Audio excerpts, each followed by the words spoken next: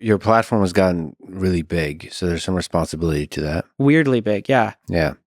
Um, let's say, Because like only a year ago, it was like a lot smaller, and then it's hard to make that adjustment, you know? Because like to me, it's just the same. It's the same show I've been doing. so how do you avoid becoming a guru yourself or your ego growing?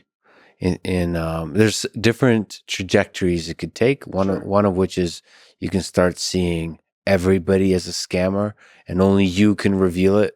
And like you have a audience of people who love seeing the epic Coffeezilla grilling, Sure. and you can destroy everyone. And that power now is getting to your head. How do you avoid that? Well, I mean, this is like less optically obvious. I think the main way is like my circle of friends doesn't care about any of that. Like, and my wife doesn't care. The people whose opinion I value has no relation to like a subscriber metric or anything like that. I think that's like tangibly the most important thing to just staying grounded. As far as like becoming a guru, I just don't have anything to like sell. I mean, I'm not interested in teaching people finance. I'm not interested in teaching people, I'm not interested in selling a course. And I've kind of given myself a hard line on that, which I think has helped me a bit, is there's a temptation to go, well, I can tell what's a scam, so let me tell you what's not a scam. And a lot of people have offered a lot of money to do that and basically be like, hey, I have such and such legitimate product, come be like an endorser.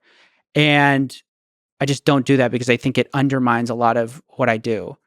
Is if you get like, if you're taking money in on the side to say this is legit and you're saying this isn't legit, that's a huge conflict of interest. So I think it's about managing conflicts of interest and keeping people around me that are grounded. And also, I think, my only interest really is just like make cool stuff. And I guess I'll do that until people stop watching. So, A question from on that topic from the Coffeezilla subreddit. Shout out. shout out.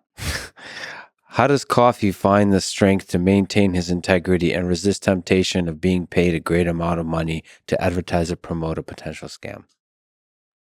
I think that's like goes back to what we've been talking about a lot, which is just on what you prioritize, what you value. I've just never, I guess I grew up kind of lower middle class and I had a great time. Like I had a great childhood. I had very loving parents.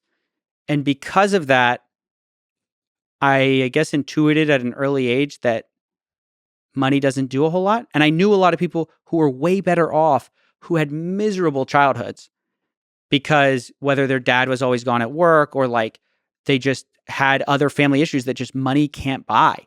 Mm-hmm. And I realized, I guess quickly, that money's a very like, it's a glittery object that isn't what it appears to be.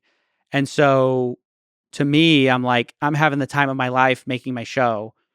I'm not going to have the time. Like you could ruin all that just trying to go for this quick check when it's like, no, I'm having a great time. Like, Yeah, it's actually maybe you're probably the same way, but for me, there's a lot of happiness in having integrity, in looking in the mirror and knowing that you're the kind of person that has that.